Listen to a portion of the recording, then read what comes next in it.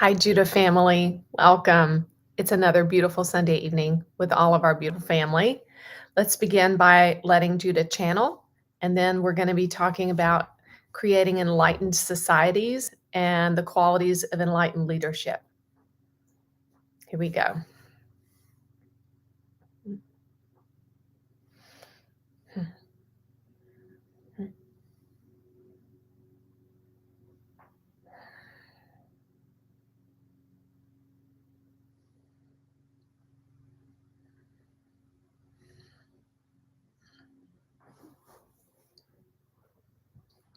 Hello, all you dear and beautiful souls, beloved souls all around the world.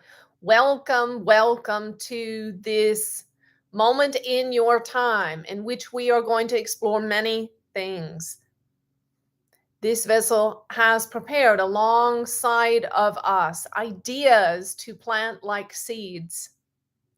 Ideas to plant like seeds that will grow into vision and a reality of more enlightened societies and enlightened leadership for even those to whom we are speaking this evening.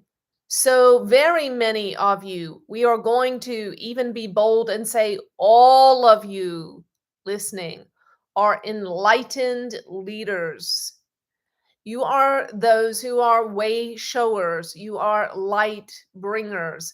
You are bringing transformation in your inner being between your two ears in your mind. You are bringing transformation in your bodies, your cellular structure, the function of your body. You are bringing transformation to your relationships, to your families, to your colleagues, to your workplaces, to the business world. You are bringing transformation and light to your neighborhood, your community, your cities, your states, your nation, even the world, for those of you who have faith and an understanding that you can operate in this way. And so, again, here, as we do so often through this vessel, we are sharing in order to give you the vicarious learning you seek, which is the shortcuts. The shortcuts you have been looking for. Many of you have been spiritual seekers and devoted to your own personal growth for 5 years, 10 years, 20 years, 40, 50 years even. Yes. And all of you, in our estimation, that are listening at this time, have been brave, courageous, and determined, committed within the capacity of consciousness environment that you have been endowed through your life circumstance to this growth. However, there are many of you, we would say most of you, who still long for transformation in some areas. Even one beautiful soul this week said to us, I've been on this spiritual journey for so many years. I must not be a very good student because I am still struggling with X, Y, and Z. And we said to her, certainly not. For in truth, this one has been a dedicated and devoted spiritual student, always looking inward, always making conscious movement forward, absorbing high vibrational content, spiritual teaching of importance, wisdom, making wisdom her goal. Yes. However, the lack and the misunderstanding that she was failing came from this phenomenon, which we have been explaining to you and will continue to present, that in the subconscious mind, there can be blocks from childhood, even in the womb, and also past lives. And these memory structures are obstructive and they are buried in the subconscious and operate to thwart the success that you have consciously endeavored for. Yes, and much wisdom that you have onboarded in the conscious mind. Yet there are little young parts in the subconscious that serve to thwart. They are obstacles to the growth you desire. And so we will continue to help you, to teach you, to train your super conscious, that is your divinity, your higher self, your soul that is connected to your higher self, the soul that is in resident in your body. We will continue to train this super conscious of yours to heal itself. For all it needs is a little guidance, a little instruction, and then you will quickly, swiftly be on your way to wholeness. Yes? And so, all of you here that we are speaking to tonight are very good, diligent, conscious students. Yes? Diligent and conscious. Yes.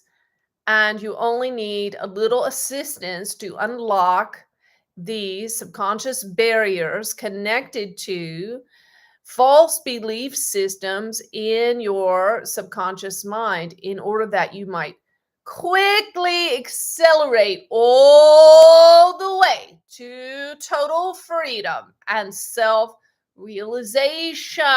Yes, ascension above and beyond the limitations of your mind, the limitations of your emotions, the limitations of your belief systems, the limitations of your leaders, of your nations, of your cultures.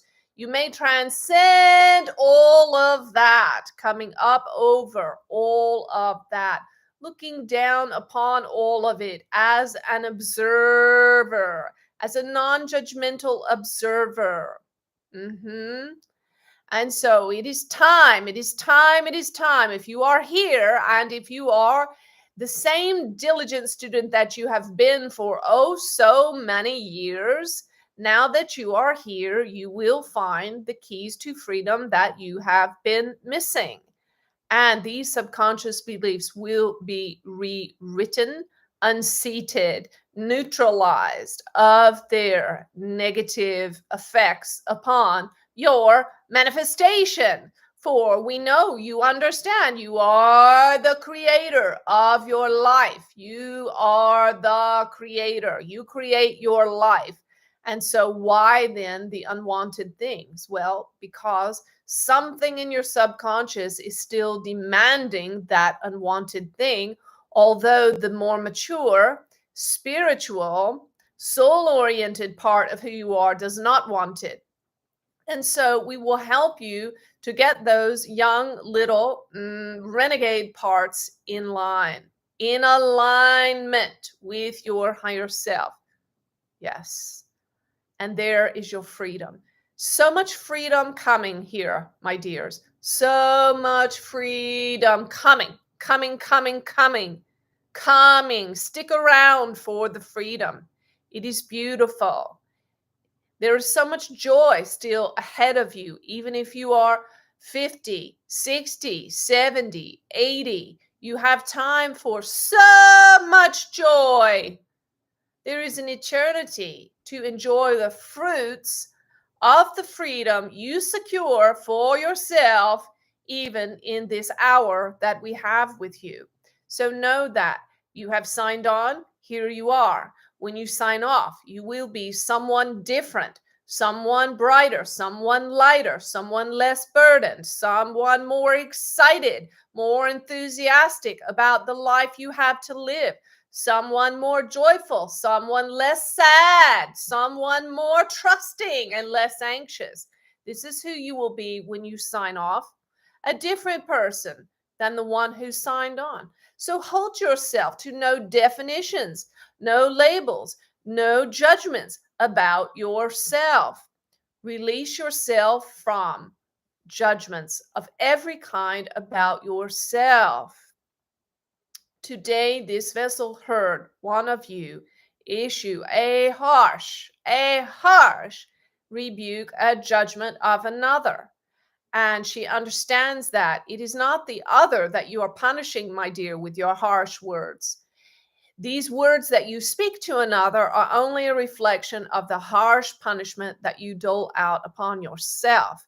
Remember this, dear ones, whenever you issue harsh words to another, judgmental words to another, it is not really the other that needs to be rebuked.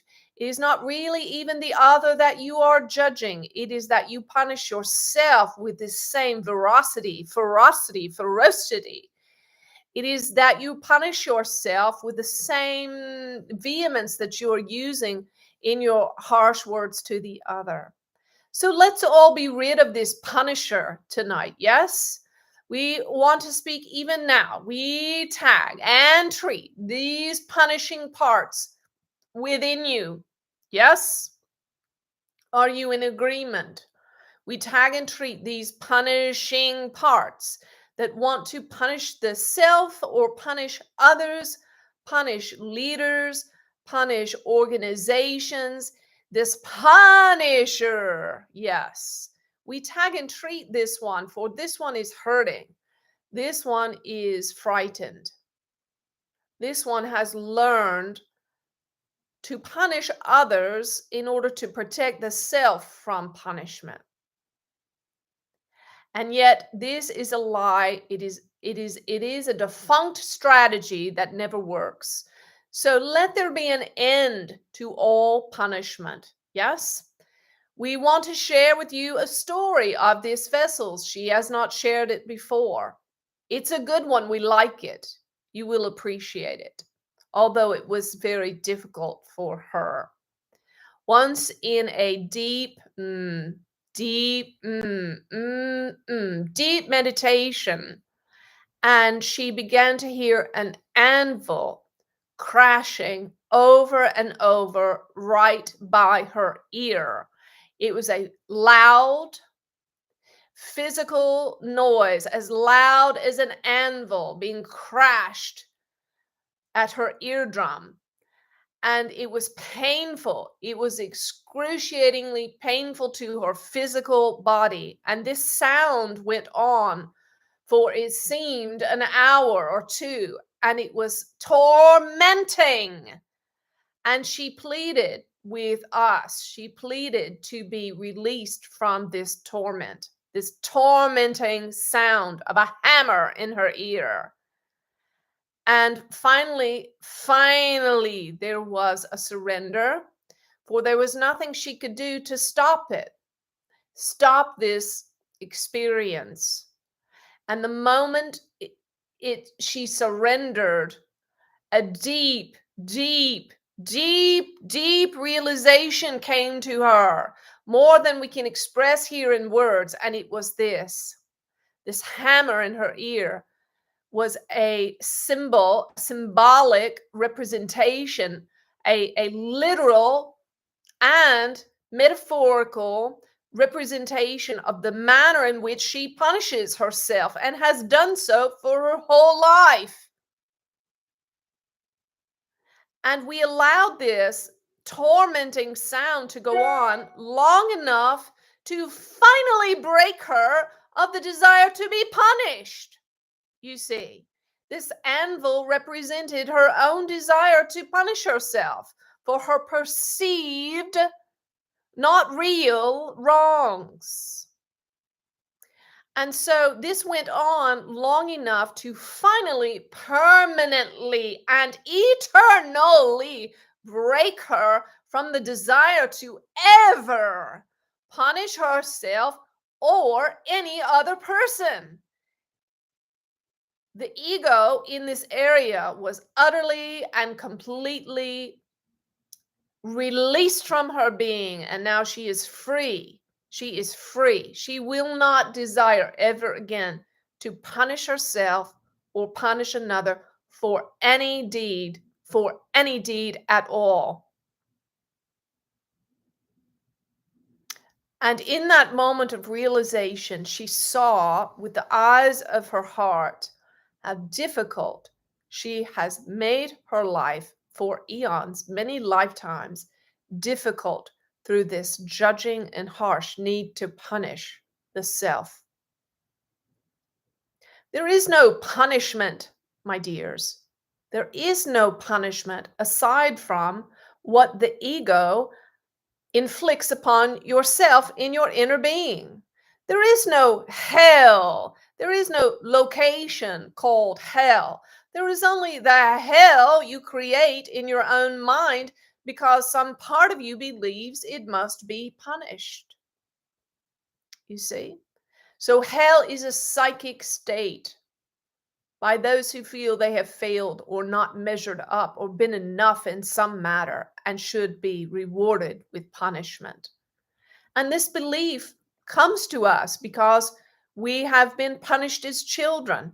For our parents also were taught. They were also punished.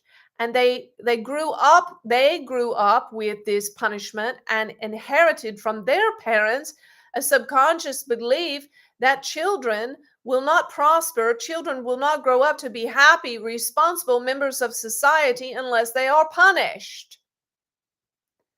And this is an unfortunate consequences of egoic conditioning. So be free tonight, my dears, of your punishing parts. If you find yourself in an emotional or mental hell, you may not know in the moment how to get out of it, as this vessel with the anvil ringing in her ear, but know that it is not us, and it is not from source, and it is not the will of source for you ever to be tormented or punished by any sense of a hell. And this is in large part almost all of the reason for the Christ on the cross was to drill into you that all punishment is over. He took all of the punishment on himself so that no one ever again would need to be punished. Yes, once for all, the one took all the punishment for all in one moment of your time. Now, we have said what we desired to say, and now we will support this vessel with our energies as she speaks about enlightened societies and enlightened leadership. We want to support her in this because we know that in many societies, and particularly the American culture, there is a great dark energy of division and strife and the ego running amok. And we know that these things concern you, so we want to lift your perspective in these matters tonight. And we will admonish you again, rise above it, rise above it. Do not participate in the right and the left, the blue and the red, the Republican and the Democrat. Do not participate. Do not give it your attention. Do not give it your attention. Set your intention that the very best will come forth, a leader motivated by loving service to God and to others. Yes? And set your intention for that. And set your intention to be,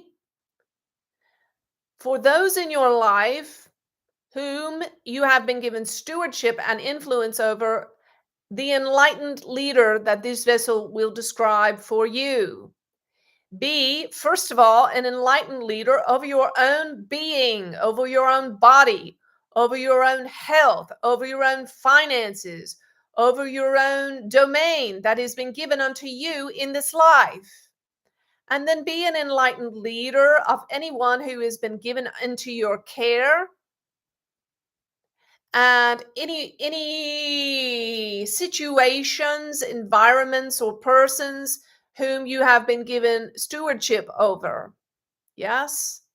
And as you do that, you begin to shift your community, your neighborhood, your workplace, your city, your nation into a state of being, an enlightened state of being, an enlightened collective consciousness.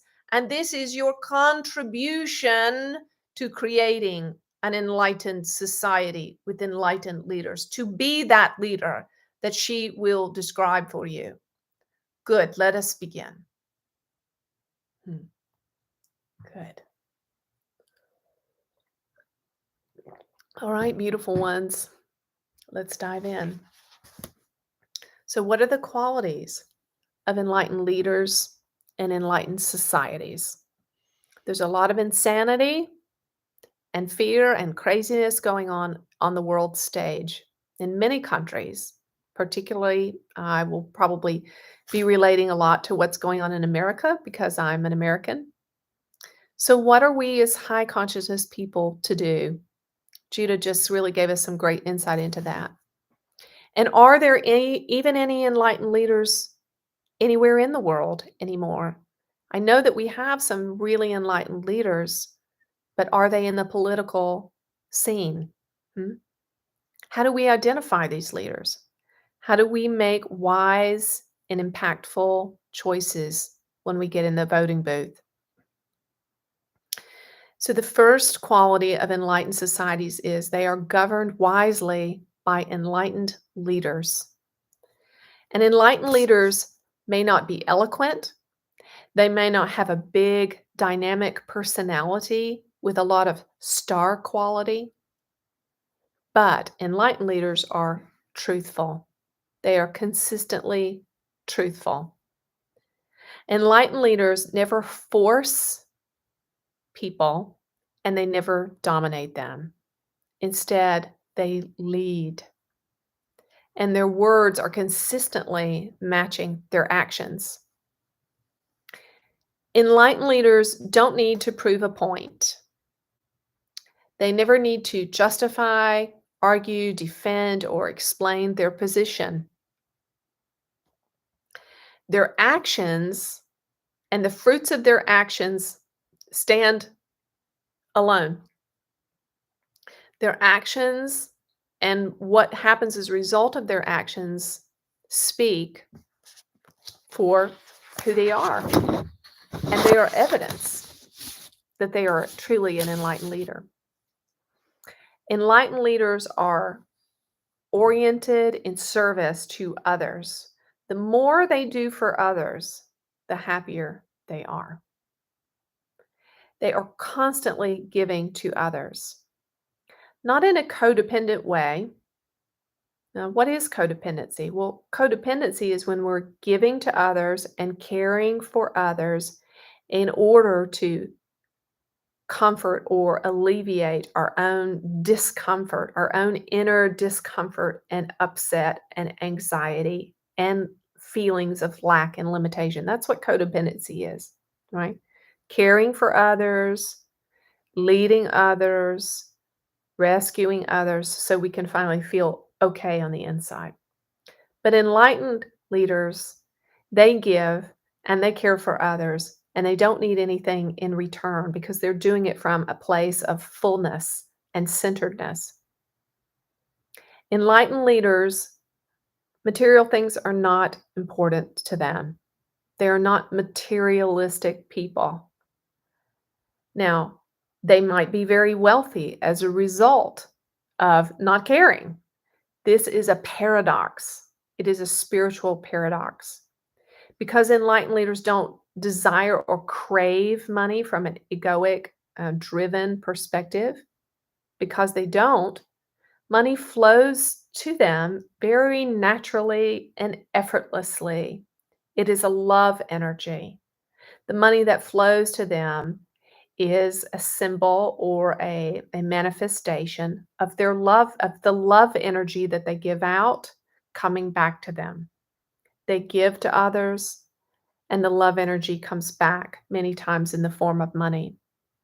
The Tao Te Ching says, the more the master gives to others, the wealthier she or he becomes. right? So, enlightened leaders have tapped into this form of mastery that the more they give, the more comes back to them, and they can just never outgive it, never outgive it, never outgive it. And the more they give, there's just more coming back, and this is the cycle of abundance for them. Enlightened leaders can discern when to take action, firm, decisive action, take the bull by the horns, so to speak, or when to step back and let events take their course, let events play out and be hands off. This is a wisdom that is divine, a wisdom that is divine, that is channeled from source, from angels, from the Holy Spirit, that helps enlightened leaders know when to fight and when to withdraw and simply be hands off. Lao Tzu said in the Tao Te Ching, can you love people and lead them without imposing your will? So I love what Judah said earlier. The way that we begin to have enlightened societies and enlightened leadership is we begin to be enlightened leaders in our own context, in the areas that we have been given authority by God. So a lot of moms and dads out there listening tonight, let's listen to that phrase again. Can you love your children and lead them without imposing your will on them? Yeah. What about those of you that are bosses tonight that have employees? Can you love your employees and lead them without imposing your will? What about husbands, partners, wives? And can you deal with the most vital matters by letting events take their course? Yeah, hands off. Remember, we've been talking for a couple of weeks now. What are the things awaken people quit? They quit controlling. They're hands off. They let things take their course. Enlightened leaders act without expectations and they lead without controlling. And this is a supreme virtue. Mhm. And this is one of the core tenets of Taoism. If you've never had an opportunity to dig into Taoism, particularly if you're coming from a religious background and you've never connected with it, I highly recommend reading Lao Tzu's Tao Te Ching. I love this one by Stephen Mitchell. It's been like a second Bible for me. It's really powerful. Now, let's contrast that with ego-driven leaders, right? Because a big part of being awakened and moving forward in our journey is simply just recognizing the ego. Because who we are underneath the ego is an enlightened being. We are enlightened. Our essence is pure, perfect, flawless, operating in true spiritual authority. So whatever is not that is simply ego conditioning laid on top of that. And so a lot of times the reason we talk about the ego is so we can begin to recognize it and catch on to its games. So unconscious, ego-driven people in societies and unconscious ego-driven leaders, they have an unhealthy interest in controversy. Remember, we've been talking about that for a couple of weeks. Love that conflict and drama. Love it. Yeah, the ego loves it. So unenlightened leaders that are really ego-driven, they are going to always want to be in the middle of a controversy. And also, these unenlightened leaders are caught in controversy a lot of times about semantics, right? They insist that certain words need to be used in certain ways and have certain meanings, and they will split hairs over the meanings of words. So a lot of these controversies that these unenlightened leaders are involved in are around just words, just stupidity, just stupid rantings about he said, she said, they said, what they meant and what I meant, and all of that, right? So this kind of wrangling over semantics, it can even happen in our own more spiritual cultures. What one spiritual teacher means when they say a particular word can be different than what another spiritual teacher says when they say the same word. So we have to not get too hung up on semantics. Instead, we need to listen deeply. What is the heart? What is the aura? What is the love or light or peace that this spiritual teacher is emanating? What are they really saying? What's the feeling? What's the energy of it beyond or underneath the words, right? Instead of splitting hairs and having controversy about words. So sometimes, not very often, some folks here will post comments, wrangling about a certain thing that Judah or I said and what was meant by it, and wanting to argue a little bit around the definitions and the meanings and all that. Well, guys, I can't do that, because if I do that with you, then I'm putting energy into arguing, defending, justifying, explaining, and then I can't be about just loving you, and creating a high vibrational atmosphere for you to be warmly embraced and supported in your spiritual journey, right?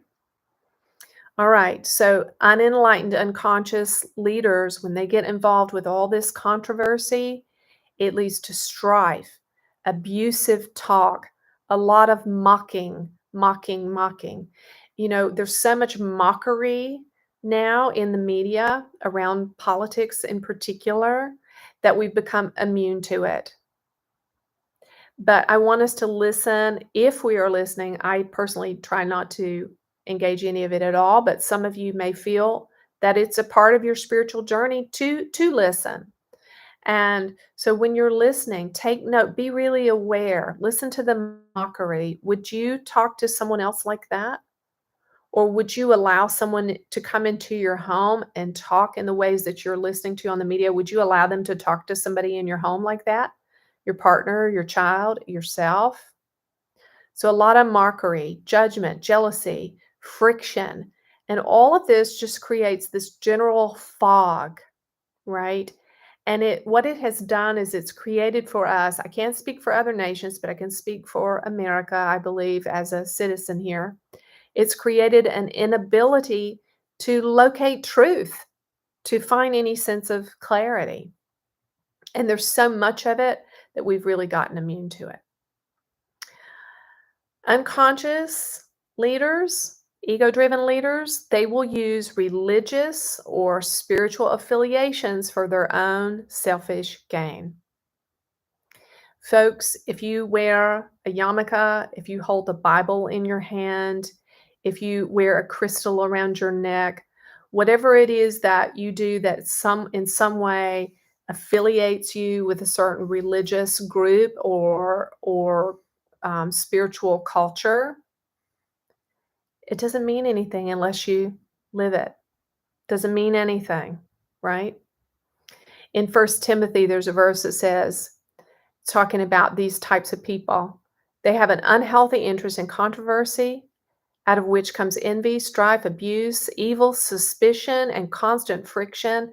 These are men with depraved minds who are devoid of the truth, and these men regard godliness as a means of gain. So be aware of people using a religious or spiritual affiliation in order to have a platform or to gain a vote or have basically support their agenda.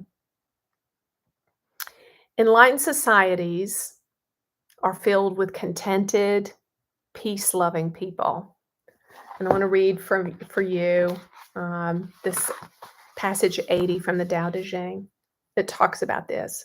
And by the way, if you don't know Lao Tzu at all, he was a contemporary of the Buddha, and it is possible that he was a mentor for the Buddha. He's the OG He's the OG ascended master from the Chinese culture. And this is what he said about enlightened societies.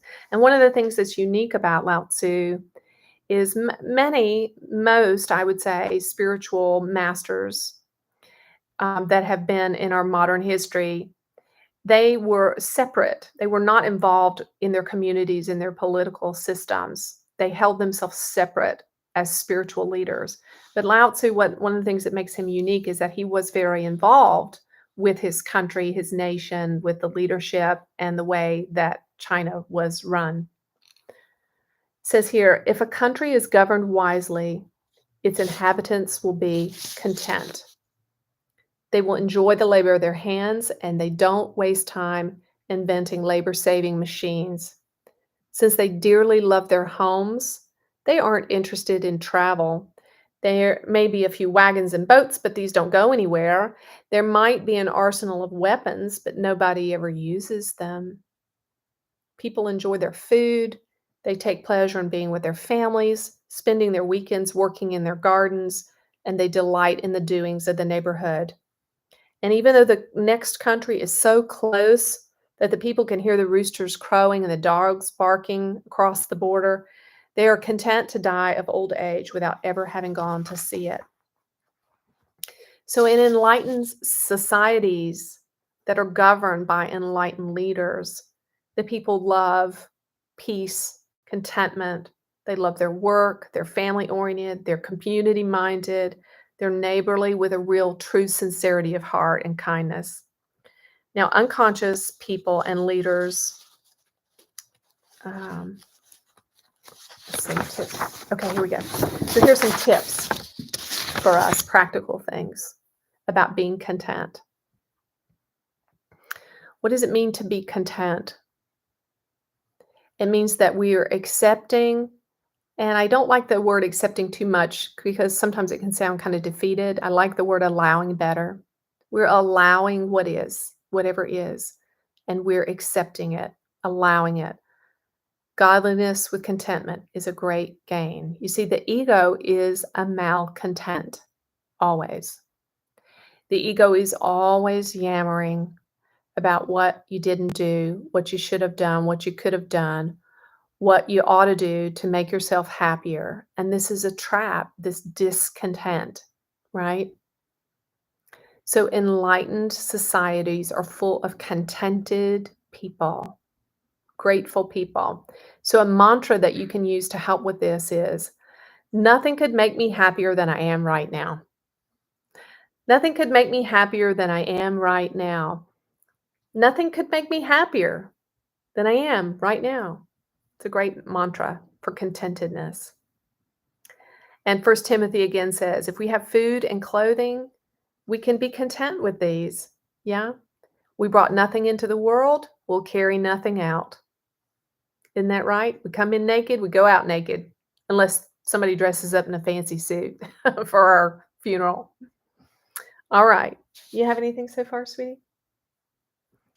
Enlightened societies, they live and operate closely to the principle of oneness.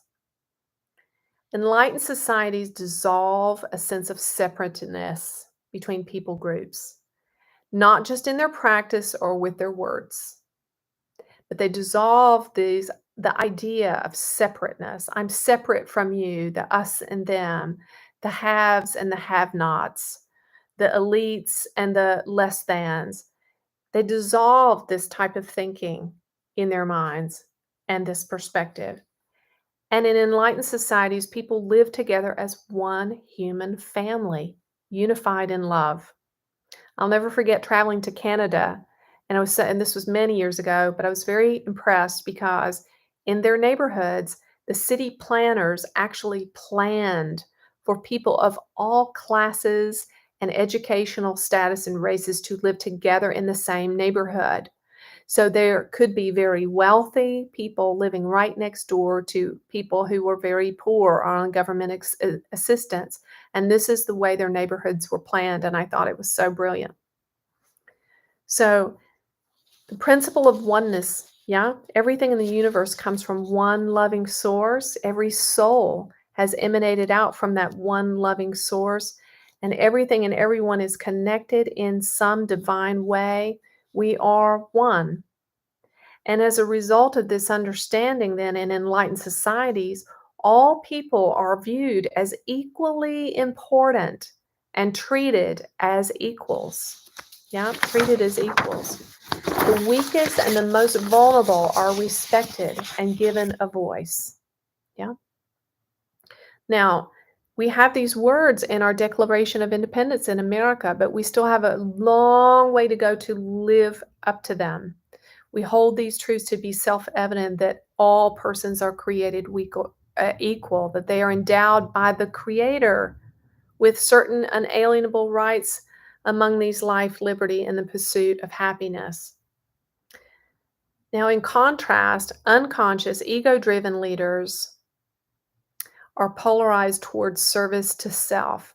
The law of one teaches us that all persons are on one end or the other of, if you imagine a stick, we are either polarized to self, service to self, or service to others.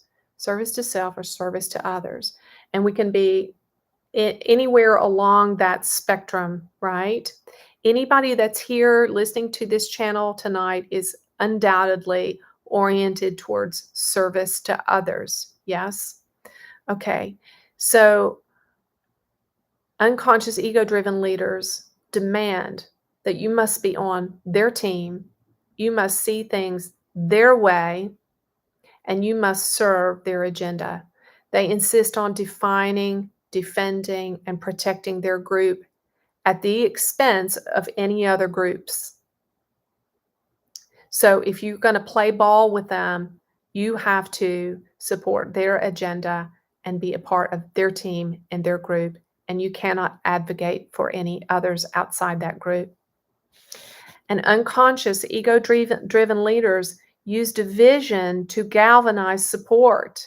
So they're actually sowing seeds of strife and division in order to lockstep people together with them in fear and judgment. And they will insist that you belong to their harem and worship them. Now, enlightened leaders, in contrast, are polarized in service to others. An example of this would be Mother Teresa. She was content to serve in the lowest of places, the places that other people disdain and would perhaps never go to. Enlightened leaders don't take sides. They don't take sides. There's a beautiful story in the Old Testament, the Hebrew and Christian tradition, about Gideon. And Gideon was just an average Joe. He was a farmer, not a special guy, just liked to mind his own business and tend to his own land. And an angel appeared to Gideon and said, Gideon, God wants you to lead the nation of Israel in battle. And Gideon went back and forth with this angel saying, no, I don't wanna, and why, and what's gonna happen, and I can't do it, and all of that. And he said, okay. Finally, he said, okay, to the angel, I will do it if you promise me, if God will promise me that we will win and that God will be on our side.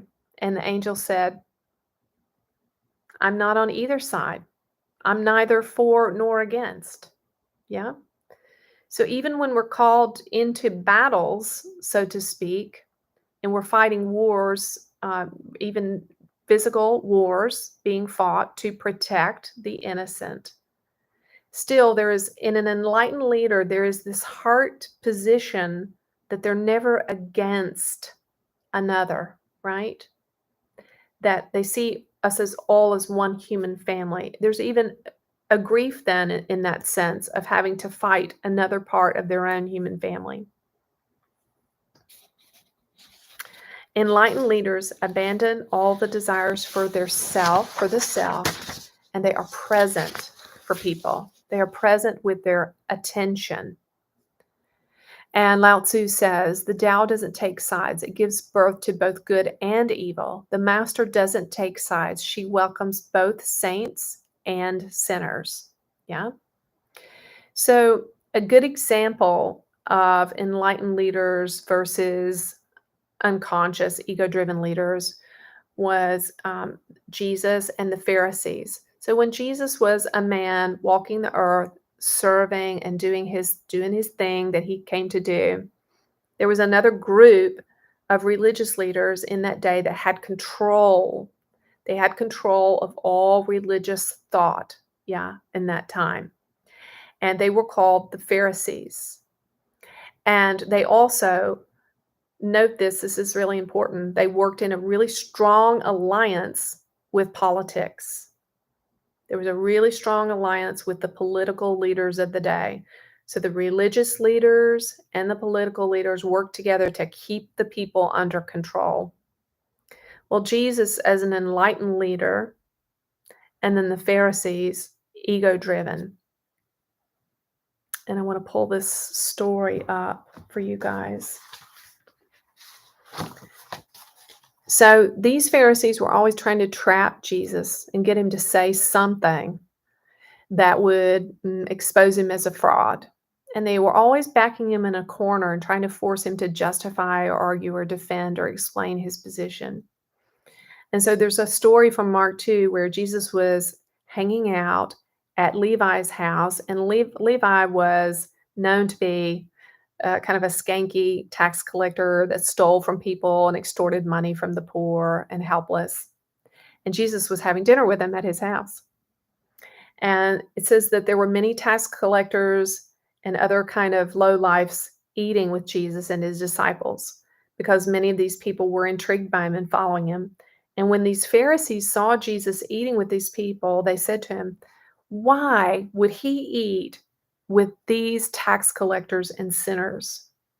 And when Jesus heard them say this, he said, "It's not the healthy who need a doctor, it's the sick. I didn't come to call the people that have it all together, right? I came to call the sinners." So enlightened leaders are there serving the people, the unwanteds, right? Yeah, the outsiders. Yeah. Do you have anything, sweetie? Okay. Enlightened societies don't passively and unconsciously give up their sovereignty to leadership. This is really important, guys. Enlightened people like ourselves, we don't passively and unconsciously give up our power to leadership. And that includes people like myself and Judah, right? Or other channelers or spiritual teachers, anybody who's influencing your thought or your state of being in any way. You don't ever passively give up your authority to anyone, right? You stay conscious. You're a sovereign being. Yes, you can trust your inner guidance system.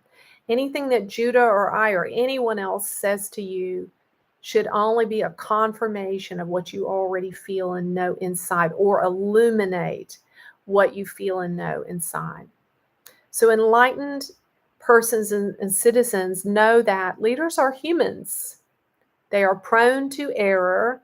They are not perfect in the sense of their thought, words, emotions, and their experiences. They're not gods. They only have an interior space that is their perfected soul. Lao Tzu said, if you overesteem great men, people will become powerless. So in unconscious societies, leaders are worshipped, they're put on a pedestal, they're given supreme authority, people give up their thought to them, their ways of thinking to them, and just take, whatever's said to them to be true. And in unconscious societies, people are thought to be too ignorant to be trusted with any power of their own. In enlightened societies, leaders stay in touch with the hearts, the needs, the genuine struggles of the people they serve.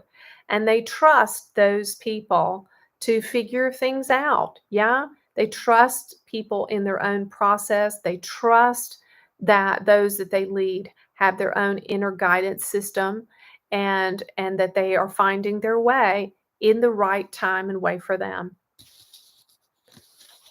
Okay. So I think that's a good place to kind of wind down. So some tips on that are just expect leaders to be human. Don't worship them, and don't be surprised when you see they have clay feet. And look for servant leaders who are really in touch with their own humanity, their own vulnerability and failings, and the struggles of the human condition. Take back your power from other people, places, things, political parties, ideologies, ideas, things that you've given your power over to. Take back your power.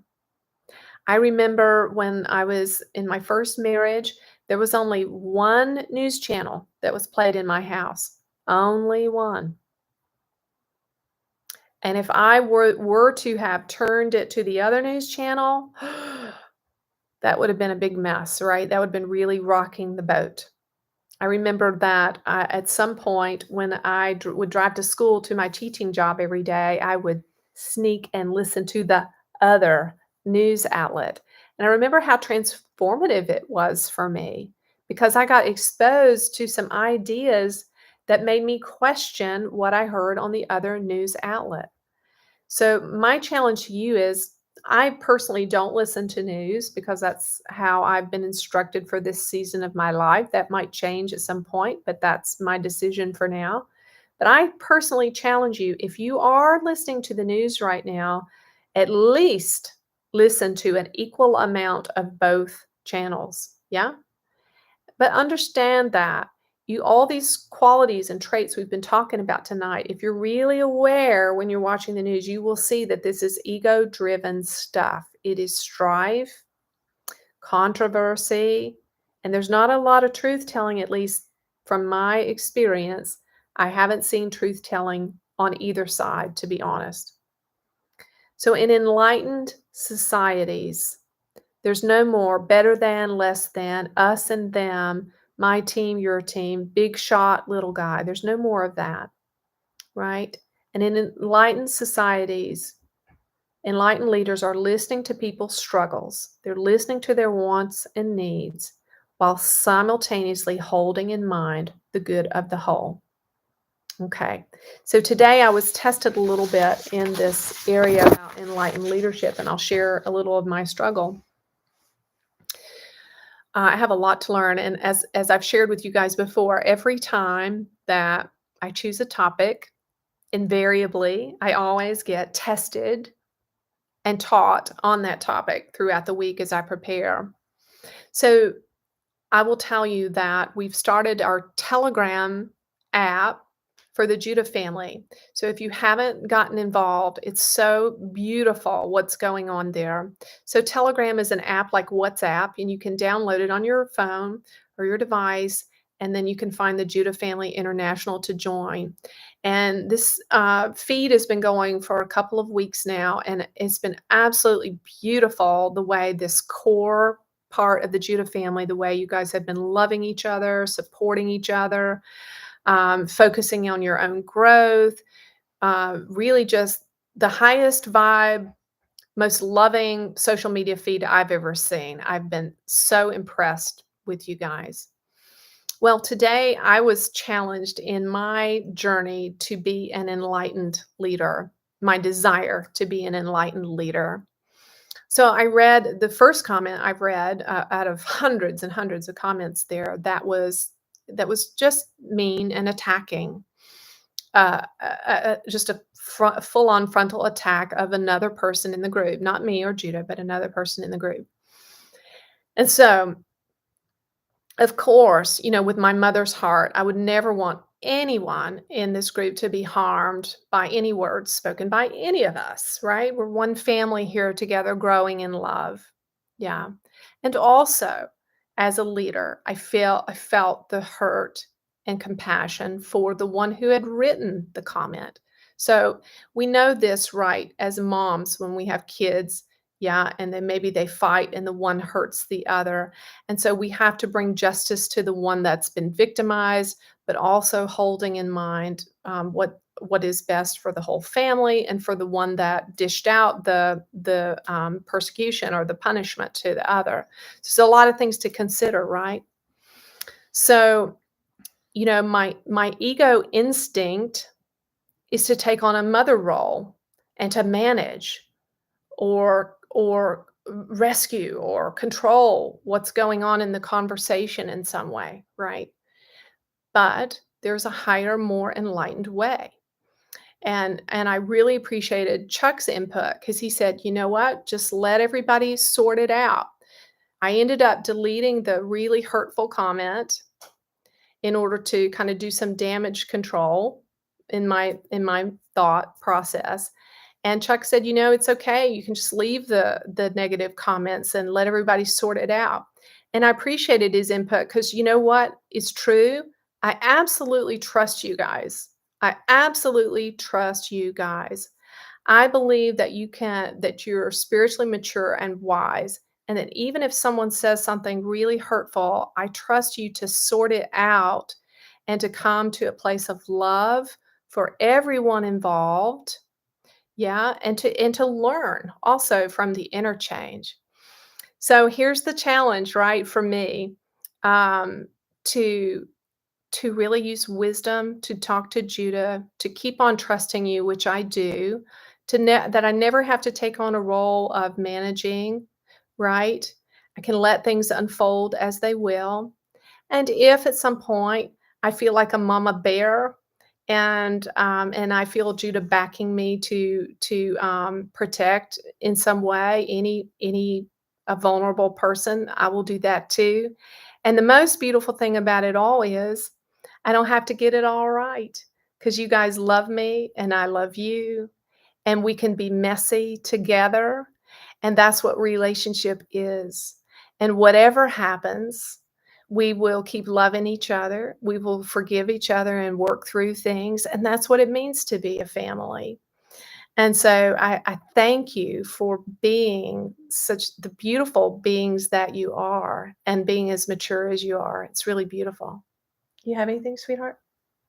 Chuck's been really quiet tonight. All right, I think that's a good place to wind up. I did have some really cool shout outs. I'll just share these real quick because I've been meaning to share them for a couple weeks and I haven't. So I have a note from C. Lavender.